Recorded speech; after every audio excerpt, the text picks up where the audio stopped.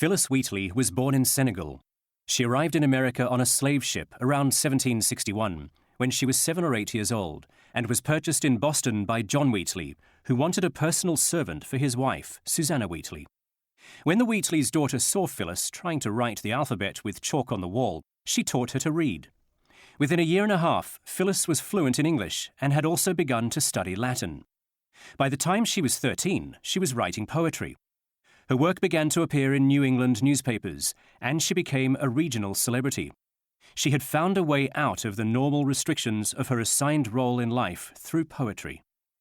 Treated more as a daughter than a servant by the Wheatley family, Phyllis became known for her dignity and conversation, as well as her writings.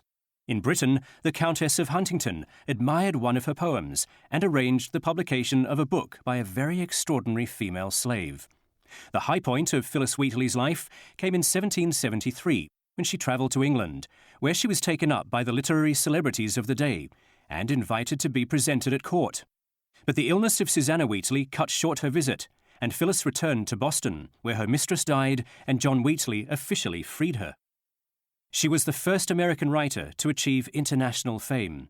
Benjamin Franklin read her work, which sometimes compared the experience of a slave to that of American colonists under British tyranny. George Washington invited her to visit him at his camp during the War of Independence. Some historians credit her with Washington's decision to allow black men to serve in his army. Phyllis Wheatley found no happiness in her own liberty. She continued to live with her old master until his death, but the people of Boston had much less interest in her as a free black woman than they did when she was the beloved slave of a prominent white family.